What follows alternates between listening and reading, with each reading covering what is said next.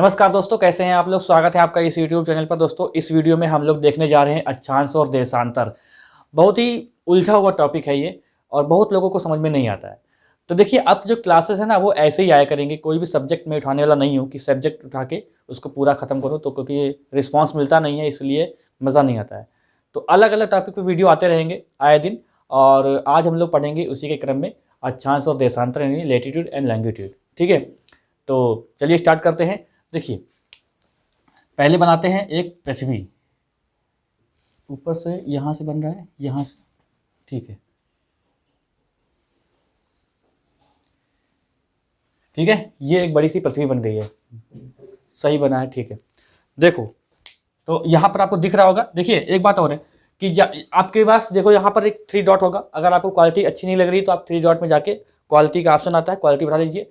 400 पर देखिए, 440 480 बोलते हैं, उस पर देखिए। ठीक है, आपको जो आपको सही लगे वहाँ पर देखिए आपके डाटा के हिसाब से। ठीक है, वीडियो HD क्वालिटी में अपलोड है तो आप 240 पे देख रहे हैं या 144 पे देख रहे हैं तो वहाँ पर क्वालिटी आपको समझ में नहीं आएगी। ठीक है, चलिए, तो क्या हम लोग पढ़ेंगे। पहले डालते हैं अक्षांश। क्या पढ़ेंगे दोस्तों? अक्षांश पढ़ेंगे।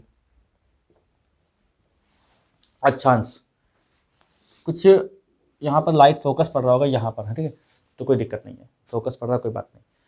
दरअसल इसमें ऑटो फोकस का सिस्टम आगे वाले कैमरे में नहीं है, ये बैक वाले, फ्रंट वाले जो बैक कैमरा होता है वहाँ पर आप लॉक कर सकते हो फोकस को, लेकिन इस पर लॉक नहीं होता। अभी माइक मुझे नहीं लेनी है, वो वाली माइक ख़राब हो गई है। ये पुरानी माइक है, जो छोटी माइक है। अगर मैं मतलब बैक कैमरे से लगाऊंगा ना तो बहुत दूर चले जाएगा कैमरा, और माइक इतनी होती नहीं है। चलिए, तो यहाँ पर देखते हैं हम लोग अक्षांश। देखिए, हमें ये पता है कि जैसे कि ये कोई गोला है, ठीक है, इसका केंद्र कहाँ होगा? यहाँ पर, क्योंकि यहाँ पर तो केंद्र मानेंगे नहीं, यहाँ पे केंद्र मानेंगे नहीं, तो कहाँ मानेंगे हम लोग केंद्र? यहाँ पर। तो ये क्या है? ये एक अक्षांश है। ये क्या है दोस्तों? ये एक अक्षांश है। ये क्या है? एक अक्षांश है। ठीक है, अब देखो यहाँ पर ऐसे ऐसे जो डॉट करके अगर लाइन लाते हैं, ठीक है, तो ये क्या, इनको अगर मिला देते हैं तो ये बन जाता है आपका अक्षांश वृत्त। देखिए, अगर सही से अगर समझें तो देशांतर को बोलते हैं देशांतर रेखा। ठीक है, जो देशांतर बनाए जाते हैं उसको बोलते हैं देशांतर रेखा, और जो अक्षांश बनाए जाते हैं उसको बोलते हैं अक्षांश वृत्त। क्यों? क्योंकि ये पूरा गोला होता है, पूरा गोला। तो देखो, इसको अगर ऐसे मिला देते हैं, ऐसे मिला दिया मैंने, इस लाइन को ऐसे मिला दिया, तो ये क्या हो गया? ये एक अक्षांश वृत्त हो जाएगा। ये क्या हो जाएगा? अक्षांश वृत्त। इसको बोलते हैं 0 डिग्री अक्षांश वृत्त। देखो, बहुत सारी थ्योरी आप यहीं से लिख सकते हैं। ठीक है, मैं अभी अलग से चीज़ नहीं लिखूंगा, यहाँ पर ही मैं आपको बहुत सारी चीज़ें बताऊंगा जो आपको हमेशा कन्फ्यूजन होता है कि आखिर ये कैसे होता है, क्या होता है। सब बातें हम लोग इसी में समझेंगे। ठीक है, इसी में समझेंगे, उसके बाद हम लोग देखेंगे देशांतर को इसी वीडियो में। तो यहाँ पर 0 अक्षांश है, इसको बोलते हैं विषुवत रेखा। इसको बोलते हैं विषुवत रेखा, विषुवत रेखा बोलते हैं। ठीक है, और इसको बोलते हैं भूमध्य रेखा, भूमध्य रेखा, भूमध्य रेखा भी बोलते हैं, और इसको बोलते हैं इक्वेटर। ठीक है, इक्वेटर भी बोलते हैं इसको, इक्वेटर, इसको इक्वेटर भी बोलते हैं। तो देखो, ये जो है ना, ये आपको जो सामने दिख रहा है ये 2D में है। 3D में मतलब क्या? ये आप, अगर मेरे पास बॉल होती या ग्लोब होता तो मैं आपको दिखाता। तो ये जो है पूरा सर्किल होता है, पूरा सर्किल होता है ये पूरा, इसीलिए इसको बोलते हैं अक्षांश वृत्त, अक्षांश वृत्त बोलते हैं। ठीक है, अब यहाँ पर सबसे पहला क्वेश्चन ये बनता है कि अक्षांश कितने हैं। तो देखिए, अक्षांश अगर आपसे पूछे कुल अक्षांश कितने हैं, तो कुल अक्षांश कितने होते हैं? नंबर 1 क्वेश्चन यहाँ पर देखो, कुल अक्षांश। तो कुल अक्षांश कितने होते हैं? कुल अक्षांश होते हैं 181। अभी मैं आपको समझाऊंगा, ठीक, कैसे। और अक्षांश वृत्त कैसे कितने होते हैं? अक्षांश वृत्त कितने होते हैं, या अक्षांश रेखा भी कहीं कहीं लिखा होता है। अक्षांश वृत्त क्या उसको बोलते हैं 179। देखो, ऐसा होता है कि जो अक्षांश है ना वो प्रत्येक 1 डिग्री पर एक अक्षांश बनता है, और अक्षांशों के बीच जो है ना दूरी वो समान होती है। जैसे कि यहाँ पर एक अक्षांश है, फिर इसके ऊपर 90 है, इसके नीचे भी 90 अक्षांश है। तो 90 और 90, देखो यहाँ पर जो ऐसे ऐसे है ना, इनकी संख्या ऊपर जो है, जो विषुवत रेखा के अगर उत्तर की ओर चलते हैं तो 90 अक्षांश मिलते हैं, विषुवत रेखा के नीचे ओर चलते हैं, दक्षिण की ओर चलते हैं, तब भी 90 अक्षांश मिलते हैं। तो 90 ये हो गए और 90 ये हो गए, तो 90 कितने हो गए? 180। और लेकिन ये जो बीच वाला है ना, ये वाला, इसको काउंट नहीं किया, इसको आप काउंट कर लेंगे तो हो जाएगा 181। अब जो मैंने आपको बताया कि 179 क्या है, अक्षांश वृत्त क्या है, तो अक्षांश वृत्त समझो, एक तो ये अक्षांश वृत्त है ही, ठीक है, लेकिन जो जो 90 डिग्री पे जो बना होता है अक्षांश वो एक बिंदु के आकार का होता है, वहां पर वो वृत्त नहीं होता है, एक बिंदु, जैसे जो सबसे लास्ट में होता है ना, वो ये लास्ट में बिंदु होती है, बिंदु, तो इसलिए ये इसको काउंट नहीं करते हैं। ये अक्षांश है, ये अक्षांश है, इसको नकार नहीं सकते, ये अक्षांश है, लेकिन इसको गिनते नहीं है, काउंट नहीं करते हैं अक्षांश वृत्त में, क्योंकि हमें बनाने की जरूरत नहीं होती है। एक बात और सुनो, ये जो अक्षांश और देशांतर होते हैं ये कोई भी वास्तविक रेखा नहीं होती, ये अपनी सुविधाओं के लिए हम लोगों ने इनमें, इनको बोलते हैं काल्पनिक रेखाएं। क्या बोलते हैं इनको? इनको बोलते हैं काल्पनिक रेखाएं। तो ये कोई वास्तविक रेखा नहीं होती कि हमारी पृथ्वी पर ये रेखाएं बना के भेजी गई हैं, ठीक है, ब्रह्मांड के द्वारा, ऐसा नहीं है, हम लोगों ने अपनी सुविधा के अनुसार बनाया है इसको। तो देखो अब आपको समझ में आ गया होगा कि इसको 181 और 179 कैसे बनता है ये। तो अगर घेरे की बात करें, पूरा सर्किल अगर बात करते हैं ऐसे घुमा घुमा के, तो आपको घुमाना पड़ेगा 179 बार, 179, ठीक है। लेकिन ऊपर का जोड़ लेंगे अक्षांश और नीचे का एक अक्षांश जोड़ेंगे, जो दक्षिणी ध्रुव और उत्तरी ध्रुव में होता है उसको जोड़ लेंगे तो आपका 181 हो जाता है, जैसे कि कुल अक्षांश हो गए 181। समझ में आए? ये दोनों क्वेश्चन आपको अच्छे से याद रखने हैं। कैसे कि अक्षांश वृत्त कितने हैं, कि वृत्त कितने बनाए गए कि 90 ऊपर थे 90 नीचे थे, लेकिन इसको घटा देंगे एक इसको घटा देंगे तो बच जाएंगे 179 होगा ना, ठीक है, 179 80। फिर ये जो है इसको जोड़ लेंगे तो कुल अक्षांश हमारे हो जाएंगे 181। ये बात आपको समझ में आ गई होगी। तो जो पृथ्वी जो है ना, पृथ्वी को दो भागों में बांट, ये जब है ना पृथ्वी को दो भागों में बांटता है, आपको नजर भी आ रहा होगा कि ये जो हमारी पृथ्वी है तो उसको दो भागों में बांटा जा रहा है। एक तो है क्या, इसको बोलते हैं उत्तरी ध्रुव, इसको बोलते हैं उत्तरी ध्रुव, दिख रहा है, ठीक है, और इसको बोलते हैं दक्षिणी ध्रुव, इसको क्या बोलते हैं, दक्षिणी ध्रुव बोलते हैं, ठीक है। ये दो भागों में बांटी जाती है, एक उत्तरी ध्रुव है, एक दक्षिणी ध्रुव है। तो देखिए वैसे तो हमको पूरे पढ़ने होते हैं, मतलब पूरे इंपॉर्टेंट बहुत, अगर आप हाई लेवल का एग्जाम दे रहे हैं यूपीएससी वगैरह, तो वहां पर आप मेंस लिखने में या फिर कहीं इंटरव्यू में आपसे कोई भी पूछ सकता है। लेकिन यहाँ पर क्या है कि हमें तीन जो है अक्षांश पढ़ने होते हैं, ठीक है। तो देखो एक तो ये आता है, एक ये आता है, ठीक है। देखिए प्रत्येक डिग्री, यहां पर एक बात समझ लो, जो मैंने बताया कि दो अक्षांशों के बीच दूरी हमेशा समान होती है, ये दो अक्षांश जो होते हैं ना इनकी दूरी हमेशा समान होती है। जैसे अगर यहां पर जो दूरी है हो रही है, ये आपको दिख रहा है कि यहां पर गैप हो रहा है, लेकिन ये सारे के सारे छल्ले बने हुए हैं। तो छर्रे जो, अगर आप एक बॉल लेके बैठे हैं, बॉल, उसके आप इर्द गिर्द ऐसे गोला करें तो उनकी दूरी आपस में समान ही होगी। जो यहां पर दूरी होगी, ये क्या होता है कि ये जब ऐसा होता है कि विषुवत रेखा से अगर आप ऊपर चलते हैं तो ये पृथ्वी की ओर झुकाव का दिखाता है, नीचे भी झुकाव की ओर दिखाता है, तो इसीलिए हम लोग ऐसे बनाते हैं, ठीक है। तो ये क्या होता है, ये होता है 0 डिग्री, इसको 0 डिग्री बोलते हैं, और इसको ये क्या है, ये 23.5 डिग्री पर होता है, ये अक्षांश 23.5 डिग्री। इसके बीच में भी है, इसकी बीच में भी है, लेकिन वो इंपॉर्टेंट हमारे एग्जाम पॉइंट ऑफ व्यू से नहीं है, ठीक है। तो देखो एक नीचे की ओर होती है, ऐसे एक नीचे की ओर होती है, तो इसको भी बोलते हैं 23.5 डिग्री। तो 23.5 डिग्री एक ऊपर, एक 23.5 डिग्री नीचे, थोड़ा सा नीचे बनाया जाए इसको, ठीक है। तो ये समझ में आपको आ रहा है कि नहीं? तो ये इसको बोलते हैं कर्क रेखा, इसको क्या बोलते हैं, कर्क रेखा बोलते हैं, और इसको बोलते हैं मकर रेखा, इसको बोलते हैं मकर रेखा। समझ में आ रहा है कि नहीं?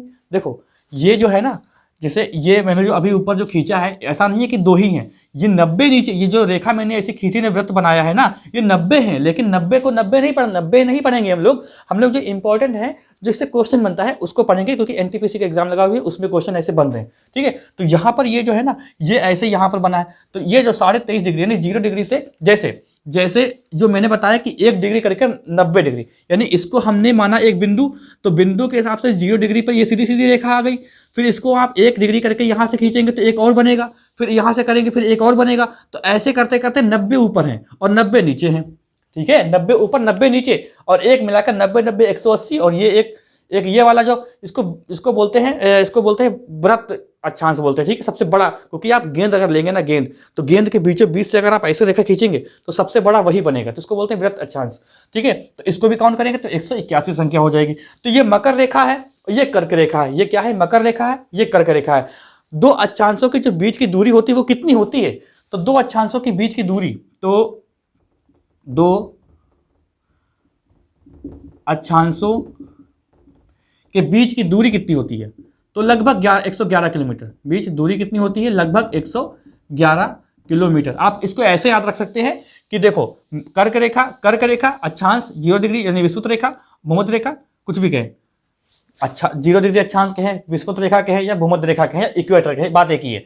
तो देखो कर्क रेखा और ये विषुवत रेखा और मकर रेखा, ये 3 रेखाएं हैं। बस आपको यहां से याद रखना है 111 किलोमीटर। हालांकि पॉइंट में 13 होता है तो वो दिक्कत नहीं, 31.31 होता है, लेकिन वो एग्जाम में नहीं पूछेगा, आपसे 111 किलोमीटर पूछता है। ठीक है, तो ये कर्क रेखा, अक्षांश, और ये कर्क रेखा, विषुवत रेखा और मकर रेखा। ठीक है, अब देखो यहां पर जो 2 अक्षांश होते हैं, अक्षांश देखो लेटीट्यूड मतलब लेटा हुआ। ठीक है, तो लेटे हैं सबके सब लेटे हुए हैं। ठीक है, सबके सब लेटे हुए हैं। आप समझ रहे हैं ना, ये गोला है, आप फिर से समझ लो, एक गोला है ना, एक आपने बॉल ली ना, उसके ऊपर से आप ऐसे घेरा करते करते करते करते आ जाए 90 ऊपर। आपने, मेरे पास बॉल नहीं, मैं आपको बताता, चलो जैसे कि ये मार्कर, जैसे ये गोला है, ठीक है, इसे गोला है, तो मेरा कहने का मतलब ये है कि जैसे कि आपने यहाँ पर माना, जैसे कि ये एक गोला, इसको एक आप एज्यूम कर लो कि ये गोला है। ठीक है, तो आप ऐसे करके आओगे, ऐसे ये बनाया आपने, ये बनाया आपने, नहीं दिख रहा क्या? देखो ये, हाँ ये बनाया आपने, फिर इसके ऊपर ये बनाया, इसके ऊपर ये बनाया, तो ये पीछे पूरा गोल गोल है, तो इसीलिए वृत्त बोला जा रहा है। ठीक है, इसीलिए वृत्त बोला जा रहा है, समझ रहे कि नहीं, ये पूरा गोला है, तो इसी को आप छल्ला बना रहे हैं, तो ये लेटा हुआ है, तो इसको लेटीट्यूड बोलते हैं। ठीक है, कुछ लोग तो इसी में कंफ्यूजन होते हैं कि लेटीट्यूड और लॉन्गिट्यूड में अंतर क्या होता है।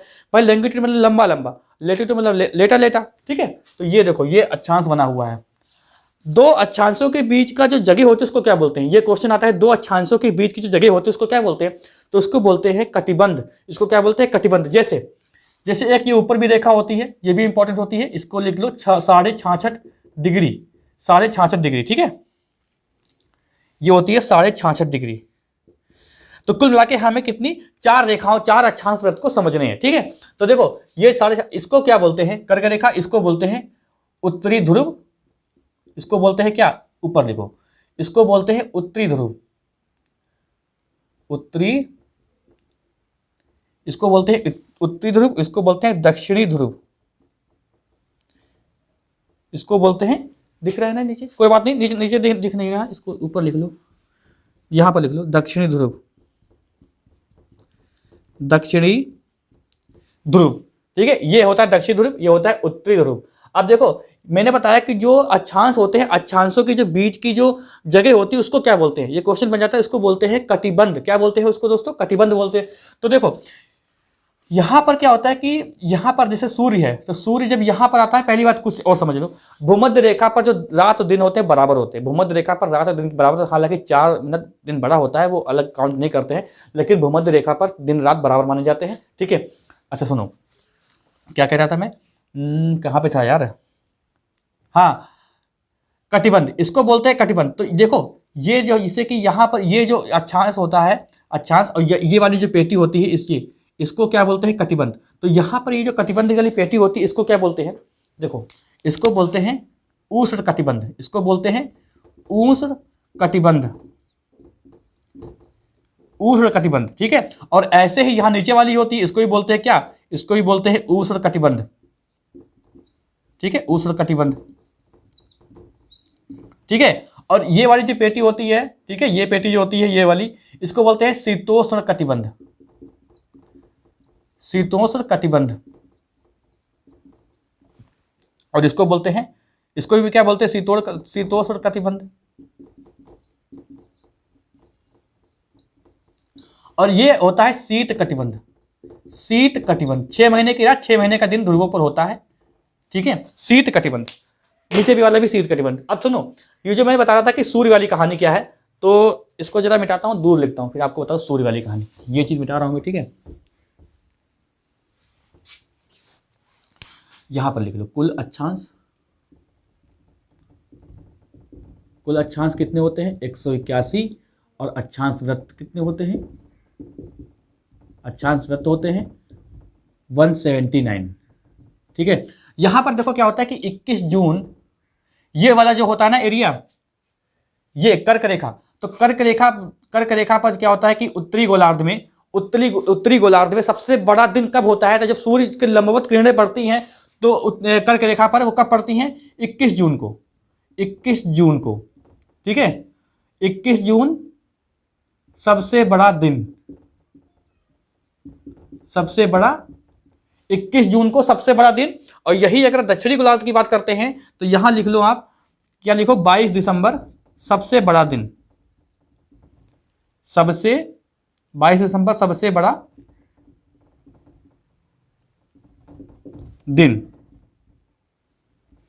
ठीक है, तो ये क्या होता है, अब बताओ मैं आपको, ये अक्षांश की जरूरत क्या पड़ती है, अक्षांश को क्यों लेते हैं, अक्षांश का मतलब क्या है। तो देखिए अक्षांश का जो होता है वो तापीय पेटी को, तापीय जो पेटी होती हैं उनको उनको मतलब उनको क्या कहते हैं, उनको समझने के लिए अक्षांश का प्रयोग करते हैं, तापीय पेटी। और जो कर्क रेखा और जो मकर रेखा होती है, ये सूर्य के जो ताप होता है उसका विभाजन के लिए, उसके विभाजन के लिए इसका इस्तेमाल किया जाता है, कर्क रेखा और मकर रेखा। ठीक है, तो ये आपको इतना याद रखना है। तो उत्तरी ध्रुव, अब ये किस लिए है, अब यहाँ पर जो जो क्वेश्चन बनते हैं वो मैंने आपको बताया। ठीक है, कितने होते, सबसे सबसे जो है पकाऊ क्वेश्चन क्या होता है, वो ये होता है कि अक्षांश होते कितने हैं। तो अक्षांश कितने होते हैं, 181। अक्षांश वृत्त कितने होते हैं या अक्षांश रेखा कितनी होती है, वो होती हैं 179। तो वो मैंने आपको अच्छे से बताया। ठीक है, वो मैंने आपको अच्छे से बताया। एक बात और है, जैसे मैंने अभी बताया था आपको कि ये जो अक्षांश है, अक्षांश जो है एक दूसरे के समानांतर, मतलब इनके बीच की दूरी हमेशा बराबर होती है। लेकिन यहाँ पर एक बात जो मैं आपको बताने जा रहा हूँ वो थोड़ा सा गहराई वाली बात ये है कि ध्रुवों पर ऐसी बात लागू नहीं होती। ध्रुवों पर क्या होती है, इनकी दूरी बढ़ जाती है।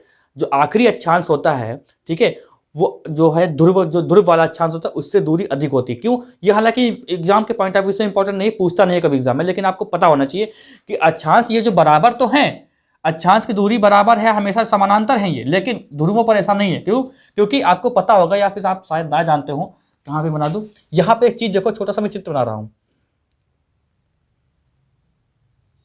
अरे तो बहुत ज्यादा वैसा हो गया, देखो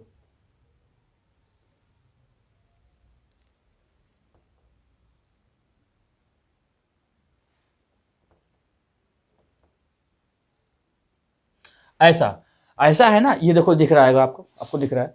ये मैंने क्या बनाया, ये मैंने पृथ्वी बनाया है, लेकिन यहां पर मैंने इसलिए बताया क्योंकि ये जो ध्रुवों पर चपटी है ना, पृथ्वी ध्रुवों पर क्या है, पृथ्वी ध्रुवों पर चिपटी है ध्रुवों पर, तो वो अंदर की ओर आ जाती है। जैसे कि अंदर की ओर ऐसे ऐसे बनी हुई है, अंदर बनी हुई है। तो एक मान लीजिए एक छल्ला मान लीजिए यहाँ पर अंतिम छल्ला आया, लेकिन अब यहाँ पर होना चाहिए, लेकिन अंदर चपटी हुई है, एक चपटी हुई है।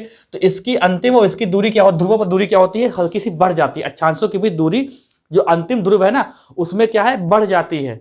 अक्षांशों की दूरी बढ़ जाती है, वरना समान रहती है, 111 किलोमीटर रहती है, लेकिन क्या होता है कि अंतिम दूरी बढ़ जाती है, क्योंकि ध्रुवों पर पृथ्वी चपटी हुई है। तो एक मोटी बात समझ लो कि ध्रुवों पर रात जो होती है वो 6 महीने की रात, 6 महीने का दिन होता है। कर्क रेखा पर सबसे ज्यादा जो उत्तरी, अब यहाँ पर उत्तरी गोलार्ध में सबसे बड़ा दिन होता है 21 जून को, जब यहाँ पर सूर्य आता है यहाँ पर और सीधे लंबवत चमकता है। ठीक है, तो ये, और जो 0 डिग्री है इस पे बराबर सूरज चमकता है, तो यहाँ पर दिन रात बराबर होते हैं, हालांकि 4 मिनट का अंतर होता है दिन में।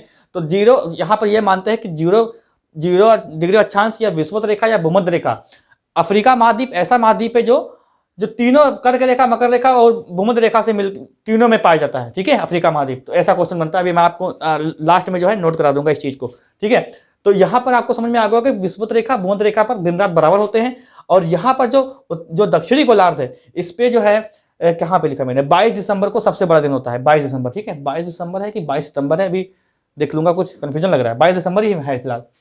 तो अक्षांश वाला आपके जितने पॉइंट बनते हैं वो सारे मैंने आपको कवर किए। अब देखते हैं हम लोग देशांतर। कोई भी आपको डाउट अगर किसी चीज पे होता है तो आप कमेंट कर लीजिए, ठीक है, मैं उसका रिप्लाई कर दूंगा, वरना तो अगली क्लास में आएंगे तो कभी डिस्कस कर लिया जाएगा उसको। चैनल पे जो लोग नए हैं वो कृपया सब्सक्राइब कर ले, बेल आइकन दबाते जिससे आपको वीडियो का नोटिफिकेशन मिलता है। आप लोग सब्सक्राइब कर लीजिए, कंजूसी मत करिए। ठीक है, चलो देखिए, अक्षांश जो है ना, जैसे अक्षांश मैंने बताया आपको भी, तो अक्षांश के बीच की दूरी तो बराबर होती है, लेकिन अक्षांशों की लंबाई खुद की तो एक पर्सनल लंबाई है ना। जैसे ये मैंने घेरा बनाया, एक ये और एक ये, तो ये है ना, यहाँ पे मैं बताने के जा रहा हूँ कि जब अक्षांश जो है 0 डिग्री यानी यहाँ से ऊपर की ओर जाते हैं, तब अक्षांशों की लंबाई में जो है कमी आती है। समझ रहे हैं कि नहीं, कमी आती है। कैसे कमी आती है समझो, जैसे मेरे पास बॉल नहीं थी वरना मैं आपको बताता। मतलब जैसे कि आप आप कल्पना करो, आपके पास एक बॉल है, आपने क्या किया, आप बीचों बीच से एक रेखा, एक गोला बनाया है। ठीक है, आपने गोला बनाया, फिर उसके ऊपर से गोला बनाया, फिर उसके ऊपर से गोला बनाया। तब देखिए गोला जो आप बनाते जा रहे हैं उनकी लंबाई कम हो रही है कि नहीं हो रही। तो जो अक्षांश है इनकी विषुवत रेखा से ऊपर जाने पर या विषुवत रेखा से नीचे जाने पर इनकी लंबाई कम घटती जाती है। ठीक है, लंबाई घटती जाती है। तो कर्क रेखा और मकर रेखा, कर्क रेखा और मकर रेखा जो है जलवायु विभाजन का कार्य करते हैं, जलवायु विभाजन का कार्य करते हैं। मैंने बताया कि शीतोष्ण उष्ण कटिबंध और शीतोष्ण कटिबंध, और यहाँ पर भी, यहाँ शीत कटिबंध, यहाँ पर क्या है उष्ण कटिबंध और शीतोष्ण कटिबंध, यही नीचे चीज है, ठीक है। तो ये जलवायु विभाजक का काम करते हैं। और अक्षांश का काम क्या होता है? अक्षांश का मतलब तापीय पेटी को दर्शाना होता है, ठीक है। तो ये समझ में आ गई होगी, ये बात बहुत इंपॉर्टेंट है, ये बात आपसे पूछी जाती है, क्योंकि देशांतर में ऐसा नहीं होता, अक्षांश में ऐसा होता है। अक्षांश में क्या होता है कि जब 0 डिग्री से ऊपर जाते हैं, बढ़ते जाते हैं हम लोग ना, तो उनकी लंबाई कम होती जाती है, उनकी लंबाई कम होती। भाई आप जैसे कि ऐसा समझो, मुझे पता है कि आपको समझ में यह चीज़ नहीं आ रही होगी। देखो आपने क्या किया कि एक तरबूज लेके आए, आपने बीच से काटा तो आधा आधा हुआ, ठीक है, आधा आधा हुआ। यही आपने यहाँ से काटा होता भाई, यहीं से आपने काटा होता। आपने क्या किया, तरबूज में क्या किया, आपने कई प्रकार की ऐसे ऐसे पेन से आपने धारी बना दी, धारी बनाई पेन से, कई बार आपने बनाई। आपने क्या किया, बीच से काटा तो आधा आधा हो गया, ऊपर से काटा तो ये टुकड़ा कम निकलेगा। तो बस ऐसे समझो कि ये ऊपर की जो लाइन जाती है वो कम होती जाती है, तो लंबाई इनकी जो है कम होती, लेकिन बीच की दूरी बराबर रहती है, पूरे बराबर रहती है।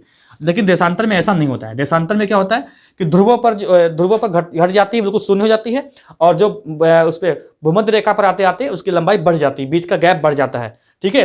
तो इसको क्या बोलते हैं, कटिबंध। जो दो अक्षांश होते हैं, दो अक्षांशों के बीच की जगह को क्या बोलते हैं, कटिबंध बोलते हैं। ये बात ध्यान रखिएगा, क्वेश्चन बनता है, ठीक है। तो ये आपका अक्षांश पूरा होता है।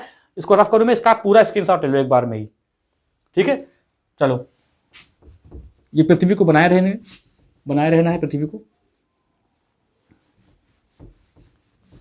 पृथ्वी को पूरी बनी रहने दें। बड़ा मुश्किल से बन जाती है गोल गोल।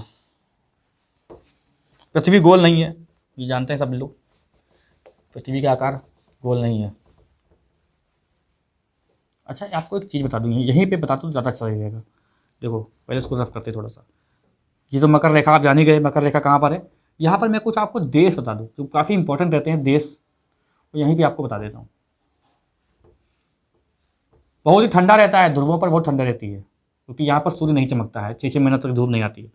देखो कहाँ पे था, ये था क्या आपका, ये क्या है, भूमध्य रेखा। तो भूमध्य रेखा पर जो देश बसते हैं वो कौन कौन से होते, तो बहुत देश हैं, लेकिन हम लोग क्या करेंगे, इंपॉर्टेंट देख लेंगे जो एग्जाम में अक्सर पूछे जाते हैं। तो देखो जो भूमध्य रेखा पर जो देश होते हैं, यहीं पर समझ लो, जो भूमध्य रेखा पर देश कौन कौन से बसे हैं, तो कौन कौन से हैं। एक तो है मैक्सिको, ठीक है, एक क्या है मैक्सिको, ठीक है, मैक्सिको है, भारत है, बांग्लादेश है, भारत नहीं, ये तो भूमध्य रेखा पर कहाँ है यार, ये तो कर्क रेखा पर है। एक मिनट रुको, कर्क रेखा पर देखो, एक तो है मैक्सिको, जो क्वेश्चन बनता है, मैक्सिको है, ठीक है, भारत है, ठीक, चीन है, क्या मैक्सिको, भारत, चीन, और क्या है, म्यांमार है, और बांग्लादेश है, बांग्लादेश। ये क्वेश्चन अब देखो यहाँ पे पाकिस्तान और नेपाल नहीं आ रहा है, ठीक है, तो ध्यान रखिएगा कर्क रेखा पर कौन सा देश नहीं बसता है। तो आपसे ये क्वेश्चन बन जाता है कि पाकिस्तान और नेपाल में से कोई ऑप्शन होगा, तो आपको लगा देना ये नहीं है, पाकिस्तान और नेपाल नहीं है। तो क्या है यहाँ पे, मैक्सिको, भारत, चीन, म्यांमार, बांग्लादेश। मैक्सिको, भारत, बांग्लादेश, चीन, नेपाल नहीं, म्यांमार। अब देखो यहाँ पर भूमध्य रेखा पर कौन कौन से देश बचे, ये देश बसे हैं, ये देखो भूमध्य रेखा पर है आपका कोलंबिया, ब्राजील, मालदीव, इंडोनेशिया। भूमध्य रेखा पर कौन कौन से देश हैं, देश की बात हो रही है, देखो कौन कौन से हैं, कोलंबिया, ब्राजील,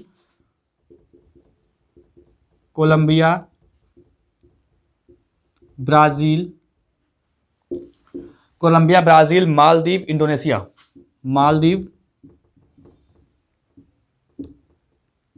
इंडोनेशिया,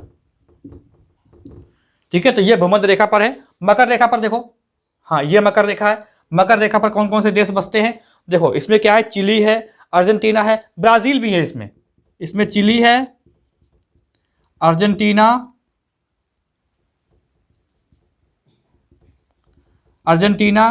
ब्राजील इसमें भी आता है, ब्राजील है, नमीबिया है, दक्षिण अफ्रीका है, और ऑस्ट्रेलिया है, नमीबिया, और क्या बताया, नमीबिया, दक्षिण अफ्रीका और ऑस्ट्रेलिया, ठीक है, तो ये देश आपके पास आते हैं। और अफ्रीका जो है, अफ्रीका जो महाद्वीप है वो तीनों रेखाओं को क्रॉस करता है, तीनों रेखाओं में आता है। अच्छा, अब क्या बचा है? ठीक है, ठीक, आगे चलते हैं। इसको भी पूरा रफ करो, इसका आप स्क्रीनशॉट ले लो। अच्छा देखो, भारत में जो है ना क्वेश्चन बनता है, भारत में कहाँ कहाँ पर कर्क रेखा गुजरती है। तो देखो, गुजरात, गुजरात, राजस्थान, 8 राज्यों से गुजरती है। राजस्थान, मध्य प्रदेश, छत्तीसगढ़, मध्य प्रदेश, छत्तीसगढ़, झारखंड, ठीक है, छत्तीसगढ़ और झारखंड,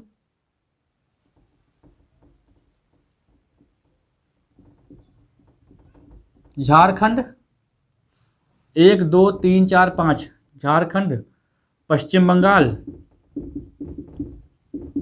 त्रिपुरा और मिजोरम। ये बात ध्यान रखिएगा, ठीक है। हालांकि ये अलग था, लेकिन मैंने बता दिया कि कर्क रेखा पर कौन कौन से भारत के राज्य आते हैं। तो गुजरात, राजस्थान, मध्य प्रदेश, छत्तीसगढ़, झारखंड, पश्चिम बंगाल, त्रिपुरा, मिजोरम। 1 2 3 4 5 6 7 8। तो ये बात आपको याद रखनी है कि कभी कभी जो अच्छे लेवल के जो एग्जाम होते हैं उसमें ये पूछ लेता है आपसे कि भैया बताइए इसमें से कौन सा देश कर्क रेखा पर नहीं उपस्थित है, या मकर रेखा पर नहीं है, या भूमध्य रेखा पर नहीं है। तो ध्यान रखिएगा आप लोग, ठीक है। चलिए अब इसको रफ करते हैं पूरा, आपने स्क्रीनशॉट ले लिया होगा। अब पढ़ते हैं हम लोग देशांतर। देशांतर को क्यों पढ़ते हैं? क्योंकि देशांतर जो है वो समय निर्धारण में काम आता है, समय निर्धारित करने के लिए काम आता है। इसको रफ करूं मैं पूरा, पृथ्वी फिर से बन जाएगी, कोई दिक्कत नहीं है। तो क्वालिटी आप लोगों ने बढ़ा ली होगी, क्वालिटी की शिकायत आप लोग शायद ना करें, यही मैं आशा करता हूं। चलो क्या पढ़ेंगे? देशांतर।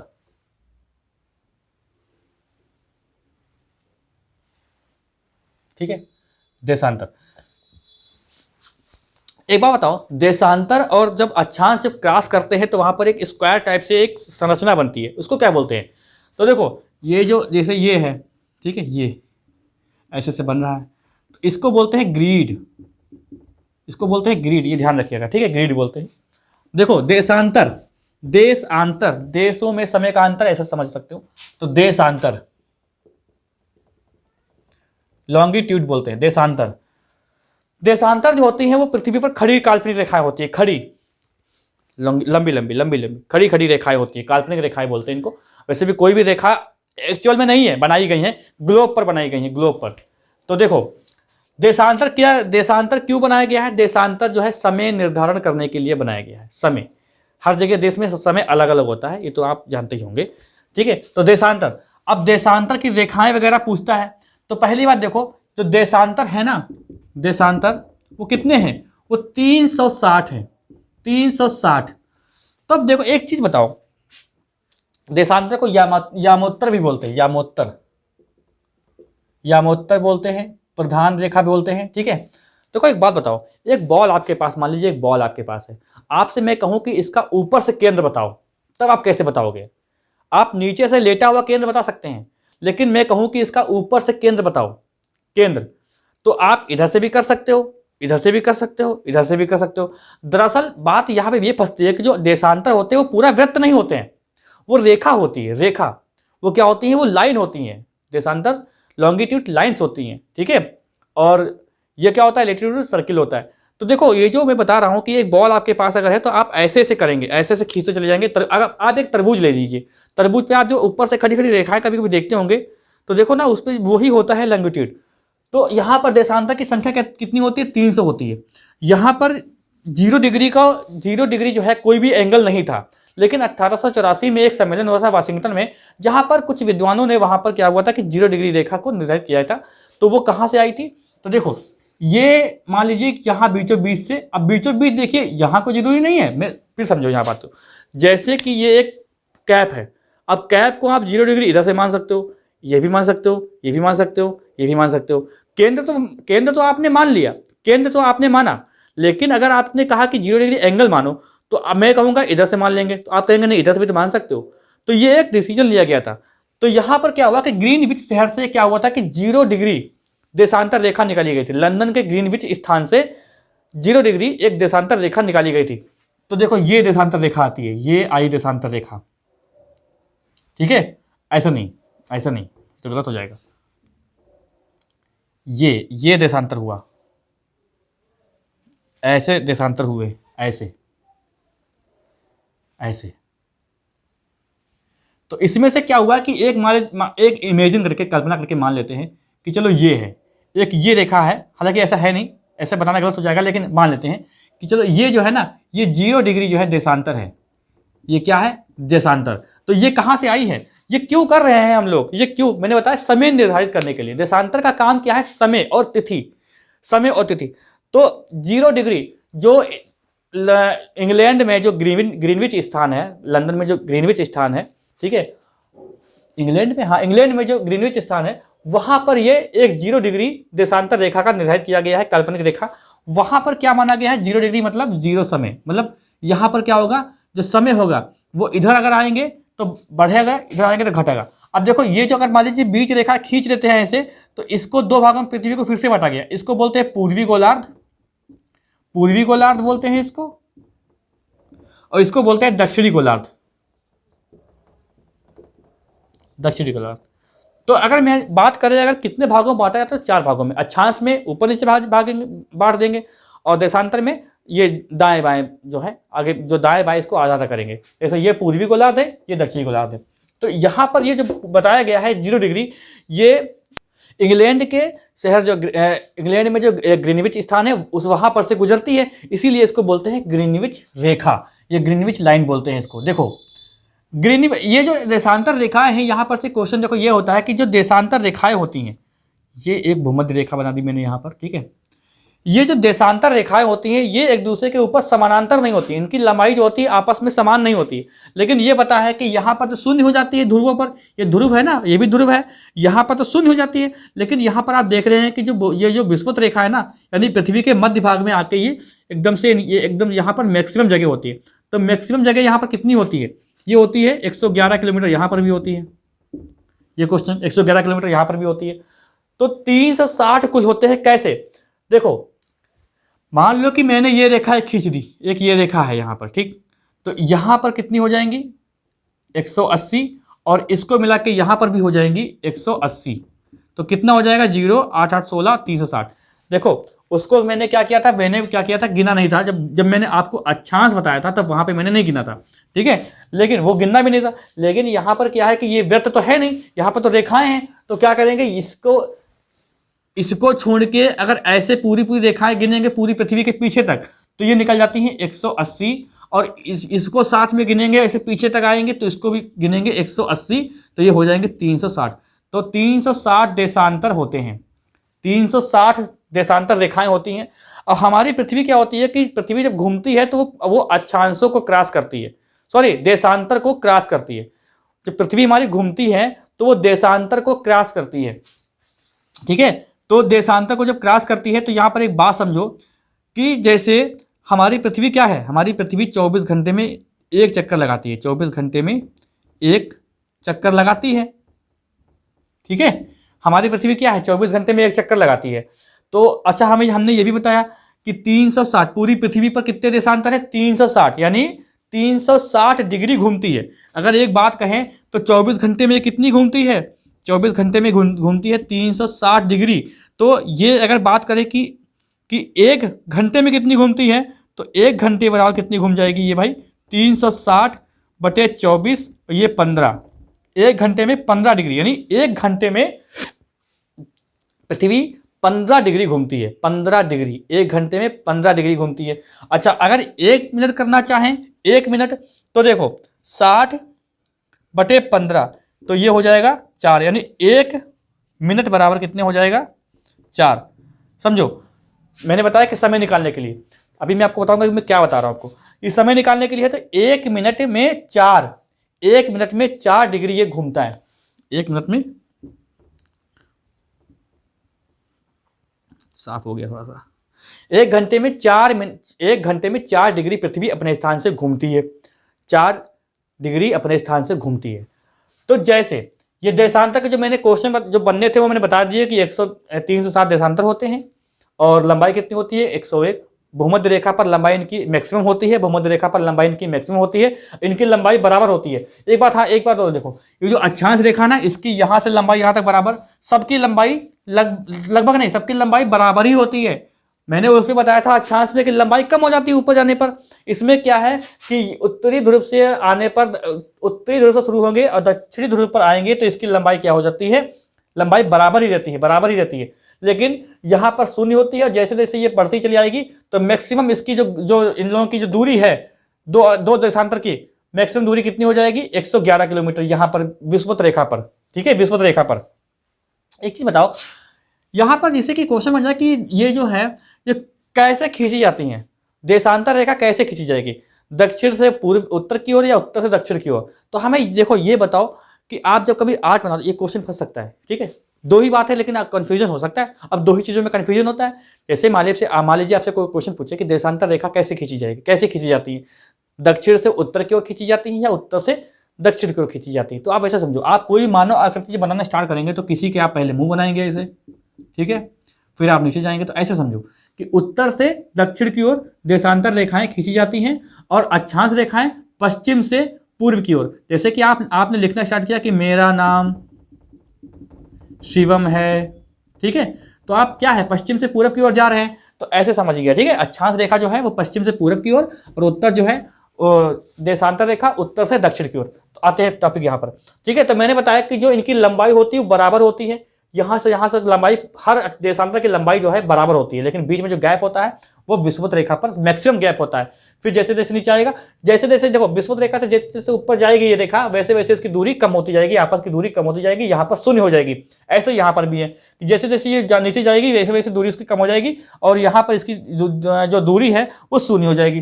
तो विषुवत रेखा पर इसकी मैक्सिमम दूरी होती है। अब आता है यहाँ पर देखो, तो ये पृथ्वी जो है ना, पृथ्वी एक्चुअल में क्या होती है, 360 डिग्री घूम जाती है। तो 24 घंटे में, 24 घंटे ही मानते हैं, ठीक है, 23 घंटे 56 मिनट कुछ सेकंड होते हैं, लेकिन 24 घंटे ही मानते हैं। तो 24 घंटे में पृथ्वी 360 डिग्री घूम जाती है ना। तो यानी इसका मतलब क्या हुआ कि 1 घंटे में 15 डिग्री घूम रही है। 15 डिग्री 1 घंटे में कितनी घूम रही है भाई, 15 डिग्री घूम रही है। फिर 1 मिनट में ये घूम रही है 4 डिग्री, 1 मिनट में घूम रही है 4 डिग्री। तो अब यहाँ पे आपसे क्वेश्चन में पूछता हूँ, जैसे कि ये जीएमटी है, ये क्या है, ग्रीनविच मीन टाइम, ठीक है, ग्रीनविच मीन टाइम। तो ये जैसे मान लीजिए यहाँ पर क्या है कि जीएमटी है। अब इसके जो ये पूर्वी है, यहाँ पर समय जो है बढ़ेगा, यहाँ पर समय क्या होता है, बढ़ता है, और यहाँ पर समय क्या करता है, घटता है। यहाँ पर समय घटता है, यहाँ पर समय क्या करता है, घटता है। एक चीज और है, यहाँ पर जैसे कि ये जो लाइन है ना, ये वाली ये लाइन है ना, यहाँ पर कुछ देश हैं, वो देश आपको अगर पूछे तो आप लगा दीजिएगा। जैसे कि यहाँ पर है यूके, हालांकि बहुत देश है लेकिन यहाँ मेन बता दूं, यूके, स्पेन, ठीक है, फ्रांस, घाना और अर्जेंटीना।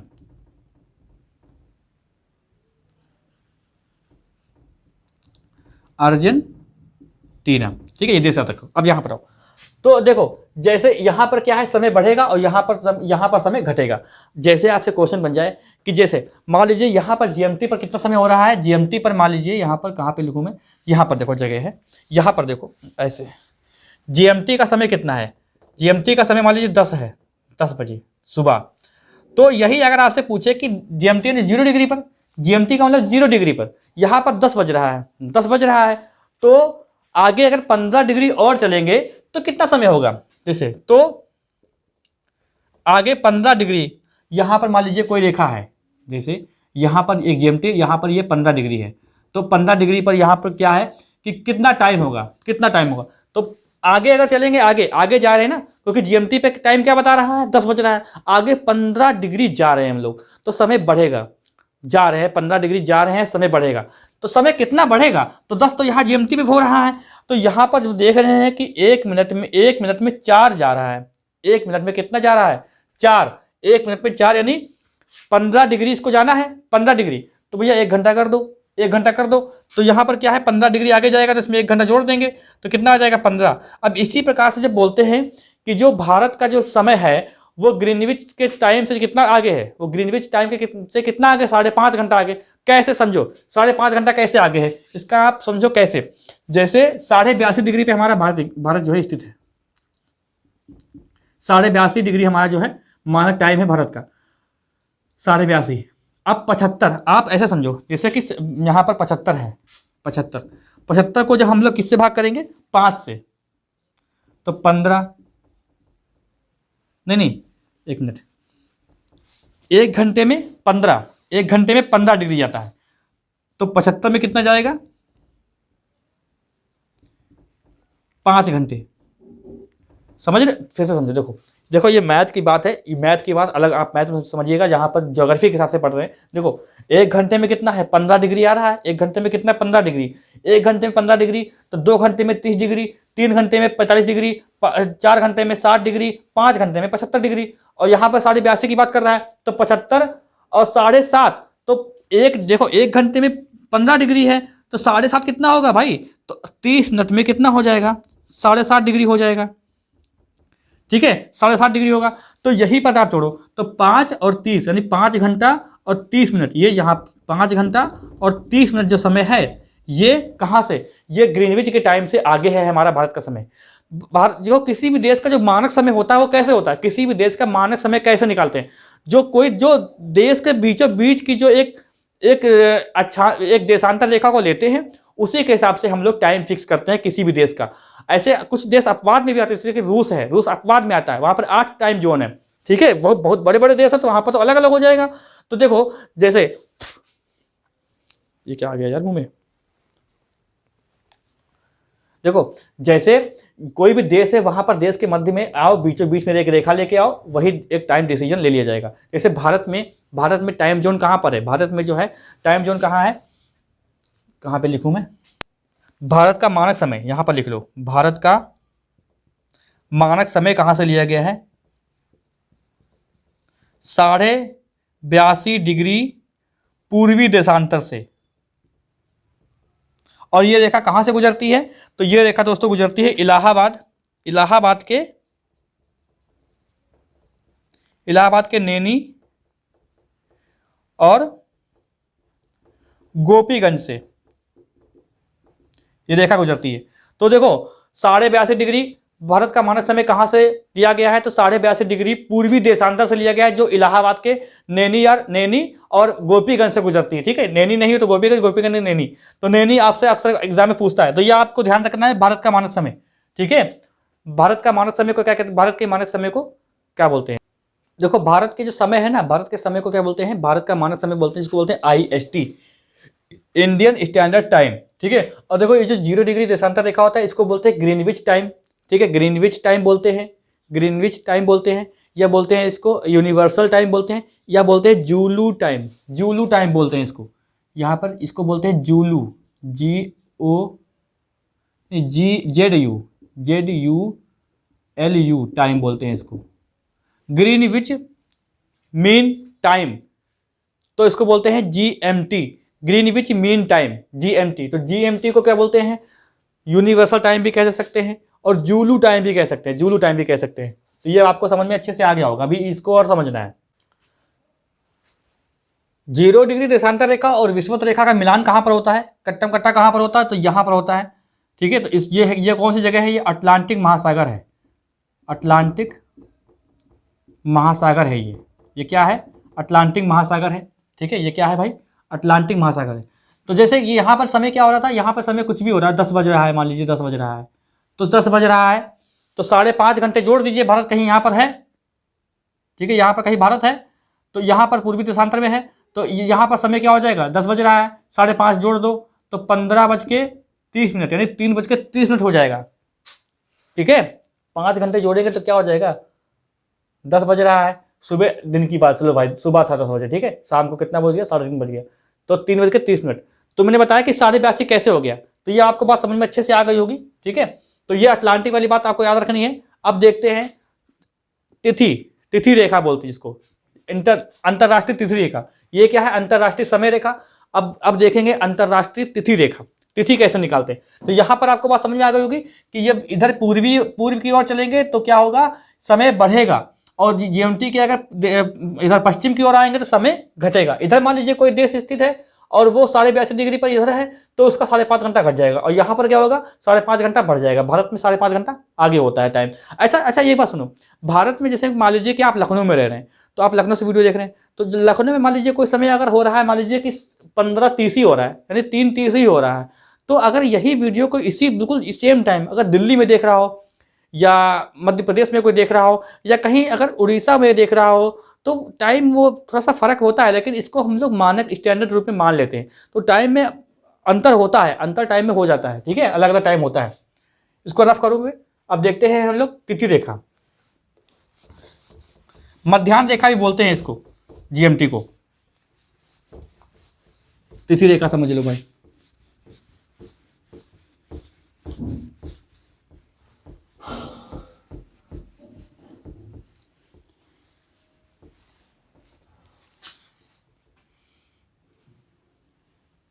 तिथि रेखा देखो,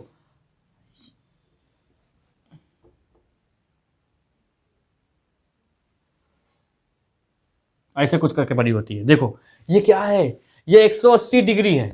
ये क्या है भाई, 180 डिग्री।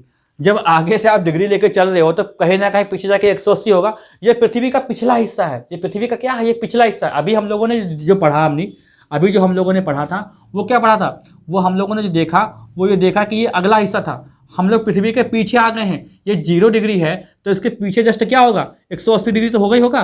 तो जो लाइन हम लोगों ने जो ग्रीनविच लाइन पढ़ी थी उसके जस्ट अपोजिट आप पृथ्वी को ऐसे उल्टा करके देखिए, तो यहाँ पर ये रेखा जो आ रही है ये क्या है, अंतरराष्ट्रीय तिथि रेखा है। ये क्या है, 180 डिग्री जो है इसको बोलते हैं अंतरराष्ट्रीय तिथि रेखा। अंतरराष्ट्रीय तिथि रेखा है ये, अंतरराष्ट्रीय तिथि रेखा है। इसको क्या बोलते हैं, अंतरराष्ट्रीय तिथि रेखा। देखो क्या चीज है ये, यहां पर ये क्यों घुमाया गया है, तो ये बिल्कुल सीधी नहीं है, ये बिल्कुल सीधी नहीं है। क्यों, क्योंकि ऐसा है ना कि बहुत बड़े बड़े देश मान लीजिए इसके बीच में आ गए तो पता लगा कि उनका टाइम, उनका तो एक जगह कुछ और चल रहा है, एक जगह एक देश में तारीख 2-2 हो जाएंगी। एक तारीख यहाँ पर मान लीजिए 5 चल रही है तो अगले हल्का सा आगे बढ़ जाइए, उस तिथि को पार कर ले जाइए तो वहां पर 3 तारीख आ रही है।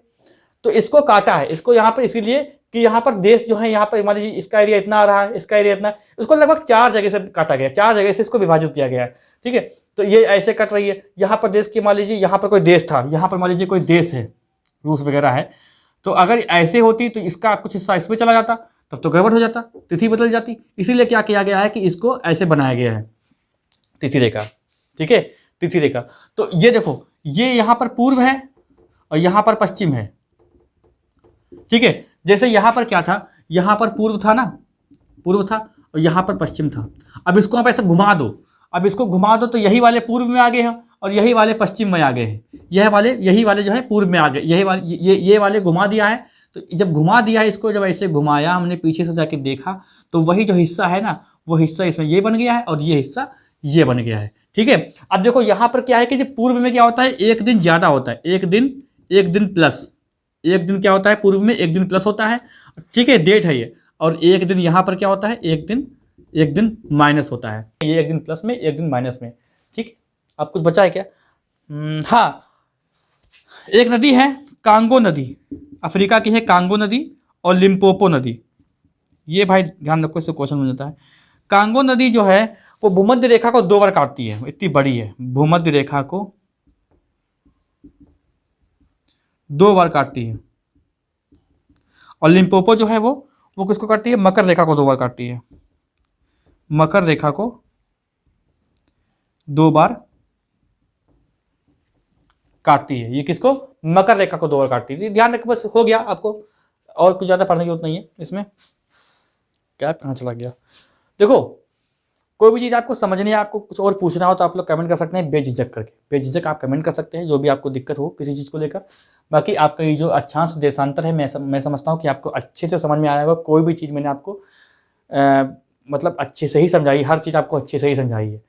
तो आपका ये कर्तव्य बनता है कि आप वीडियो को लाइक करें, वीडियो को शेयर करें, और चैनल पर जो लोग नए हैं वो कृपया सब्सक्राइब कर ले, बेल आइकन दबा दें, जिससे आपको वीडियो का नोटिफिकेशन मिलता रहे।